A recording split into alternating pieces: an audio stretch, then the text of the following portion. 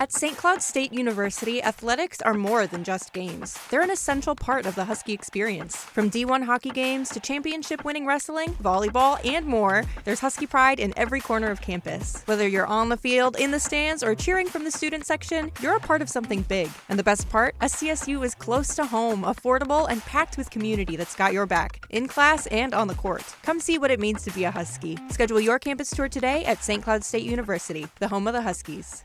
What you are about to hear will blow your mind and give you six-pack abs without even exercising. Pull up a bar stool and relax. Hey, who wants to have some fun? You've made it to Happy Hour with John Gaskins. Oh, no. Not again. Get ready for entertaining local and regional sports talk that will change your life, or not. And by the way, when you're telling these little stories, here's a good idea. Have a point. It makes it so much more interesting for the listener. Here's your host, John Gaskins. Here's Johnny. Hello! Ah! I'm back, baby! I'm back! Hey, happy hour on a Monday. It's June. Happy Pride Month. And we are starting off June by dominating Mike freaking Dom, the GOAT of Jackrabbit basketball, 9th all-time leading scorer in NCAA history. He's played all over the world since it happened, and he is still at it. A crazy basketball journey, and frankly, his chat is as good as this show gets. It's set a new bar. He is just so fun and engaging, and you're going to love it. And as we talk about his trip down memory lane, NCAA basketball tournaments, 3 March Madness participations with the Jacks, and as we talk during a time when North Dakota State football just made the leap to FBS, and the Jacks and maybe some Coyotes fans, you're wrestling with the tug of war about staying in FCS, competing for national championships versus being on a bigger stage, the biggest, and maybe scrounging into a college football playoff where you'll likely get Mack trucked by, I don't know, say Oregon like James Madison did. Consider this. Football is the last sport at SDSU that has a chance to ever win a national title. Every other sport is competing at the highest possible level and has zero chance. We know this. Sweet 16 is the furthest either basketball squad has gone. And we saw what eventual national champion UConn did to the best mid-major program in the country, SDSU, a year ago. They destroyed them. And yet, no one regrets the move to Division I by now. I mean, it's going to be like 5% maybe that still pine for the D2 days. I mean, ask Mike Dom. He was part of 3 NCAA tourneys. All 3 of those teams lost 2 better, deeper squads from Power 4 leagues. Some of those games were close, and it was exciting. You're on the edge of beating them, and you still would have had to win 5 more to win the national title. And, most big mid-majors get clobbered in the big dance, and it's only getting worse in the NIL era because you're losing your players to those teams. But if you ask any Jackrabbit who has ever played in Division I March Madness, I'm betting they'd say what a kick-ass experience it was. They'd rather have that than trying to win D2 national titles. And seeing the Jacks logo and the SDSU name pop up on a bracket on Selection Sunday, hopping on a plane to play against a brand name school and some of the biggest arenas and crowds they'll ever play in front of, having their chance at one shining moment. All of that experience, the visual for the fans, that's a big reason why SDSU made the jump from Division II, why USD eventually joined them, even though they're giving up chances of winning a national championship. In fact, Mike Dom, you're going to learn, went to SDSU because he's watched the Jacks play in the big dance a couple times under Scott Nagy when Dom was in high school. He wouldn't have gone to SDSU if they were in Division II. All he gave SDSU was the best player in school history, 9th all-time NCAA leading scorer. I mean, those Dom memories. Who cares? They got bounced in the first round. So it makes me snicker when you think back to the early 2000s. And I just read the Stiegelmeier book, which, really dove into football and all the sports going Division I, and how many fans were screaming, "What are we doing?" And then a decade later, 7 times over the men, 14 times the women, they actually go to the big dance, the road to it, winning the Summit League tournament in Sioux Falls. It's gold. So most people don't regret it. And why am I bringing that up today? Well, Jack's baseball got the best and the worst of this Division I experience over the last couple of weeks. First, an amazing, captivating, thrilling Summit tourney run and the upset of Oral Roberts.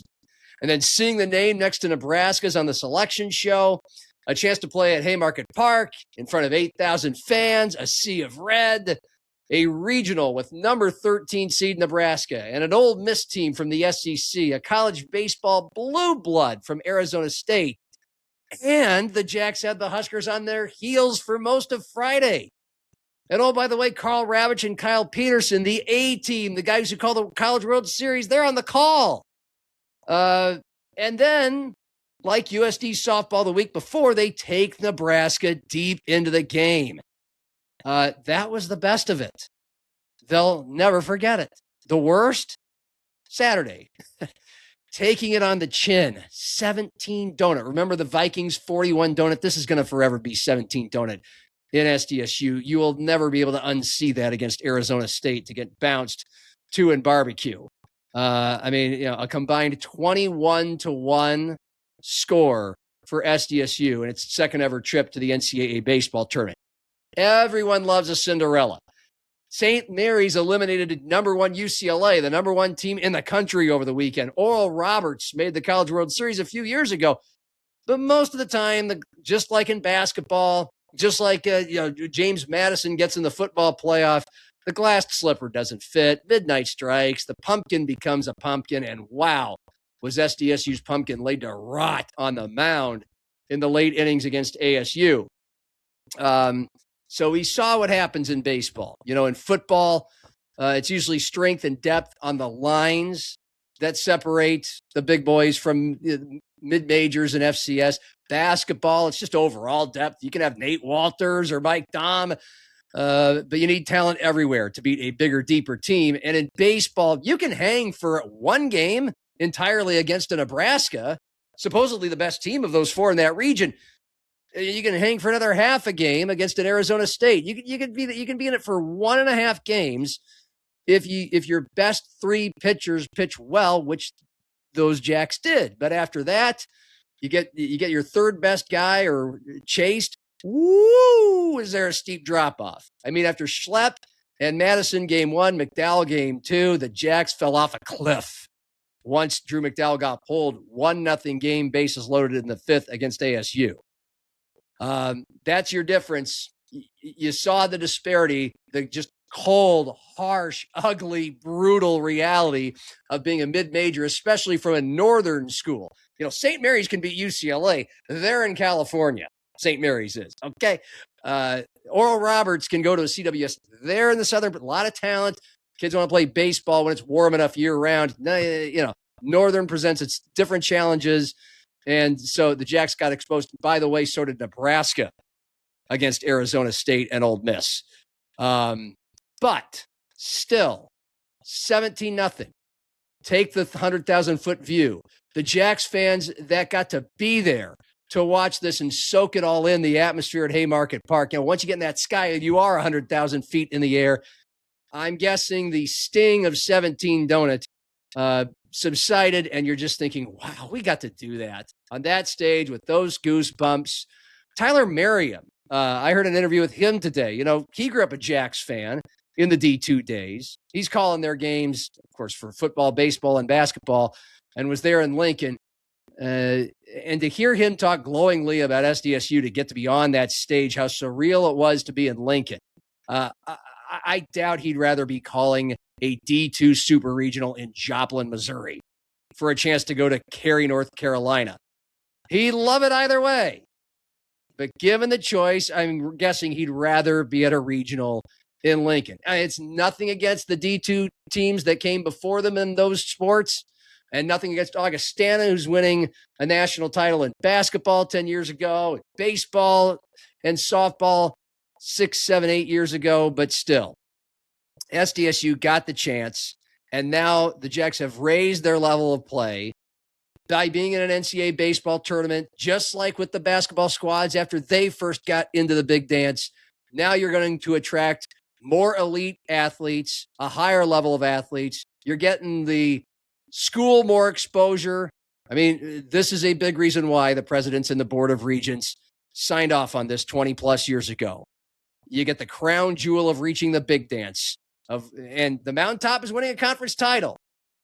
Winning one game in an NCAA tournament is going to the moon. And that one women's team that went to the Sweet 16, that's out of this galaxy. But still, it's better.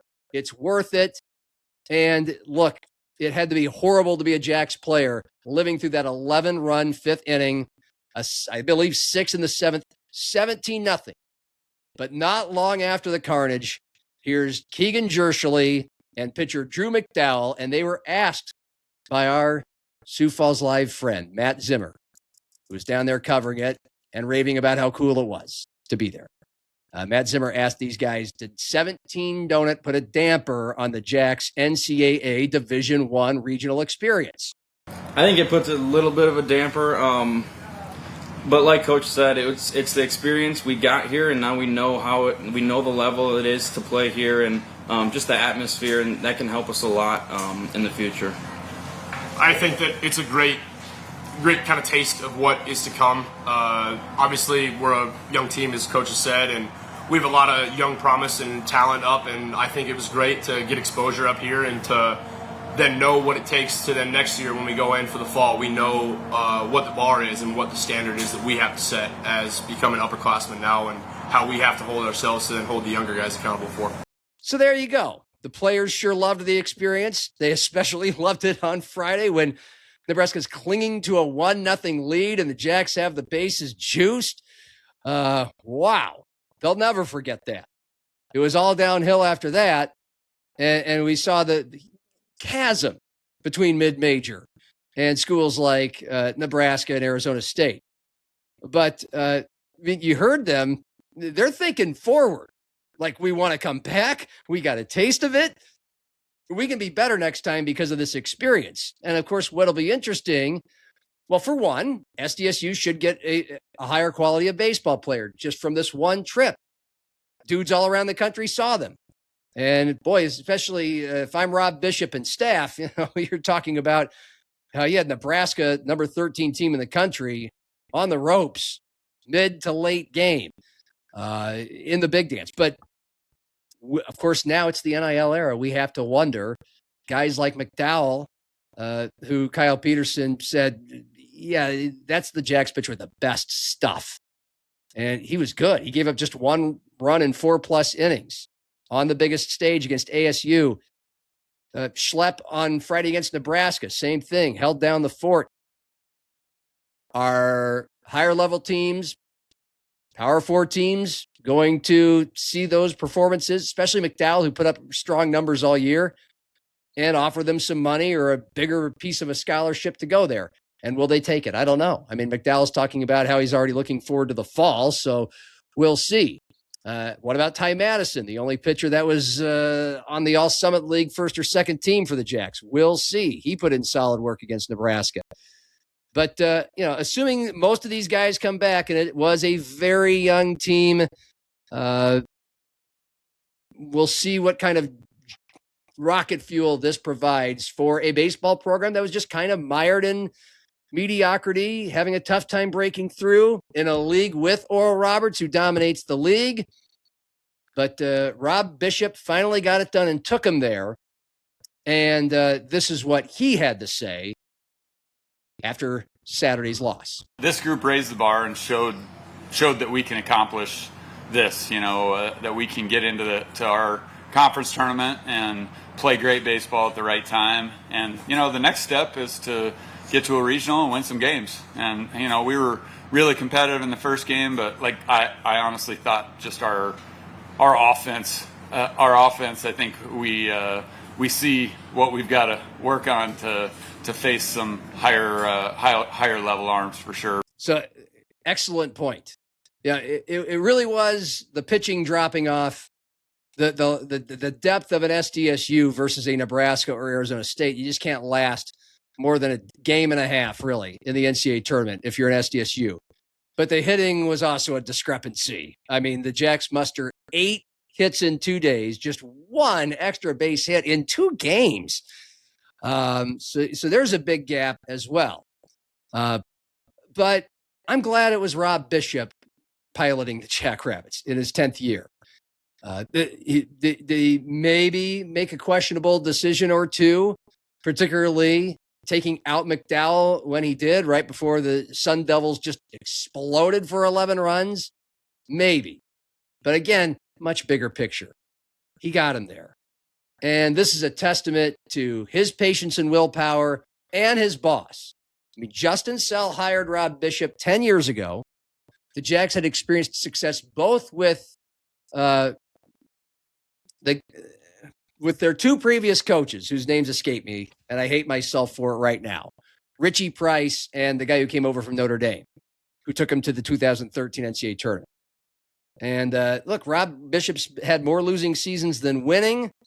And even this year, just 4th out of 6 teams in the Summit League before the tournament.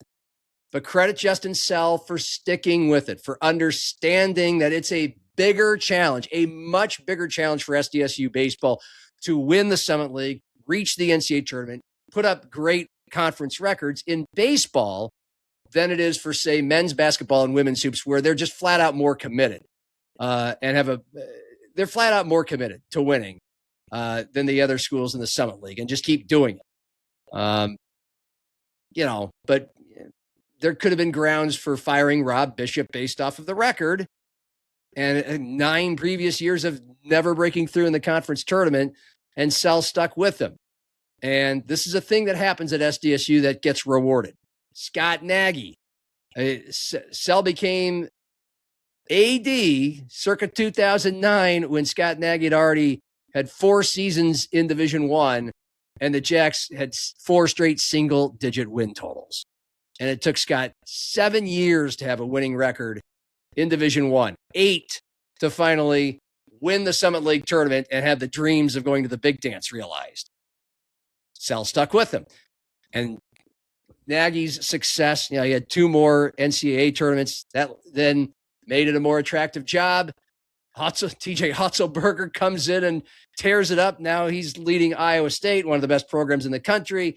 To Henderson, it just keeps going on. And it's partly because of Sell's patience with Scott Nagy, hiring the right guys after him. But the patience with John Stiegelmeier. I mean, SDSU was a mediocre D2 school, and it was partly because their lack of commitment to resources compared to schools in the NCC in Division II, let alone in the FCS when they joined that landscape. And Fred Oyne and Justin Sell realized it. Stig never really had losing seasons. He just had a lot of 6-5, 5-6, 7-4. But it did take 6 seasons in the FCS just to reach the playoffs, 9 to reach their second playoffs, took 14 years to get to the semis, 19 to reach the national title game and win it. I mean, you talk about the long game. But in an era of college sports, certainly the last 20 years, more so the last 10, more so the last 5, things move fast. Fans and boosters get impatient. There's a school in South Dakota with a little less patience with its coaches in Division I that's been well documented here the last few months. SDSU is the pillar of patience.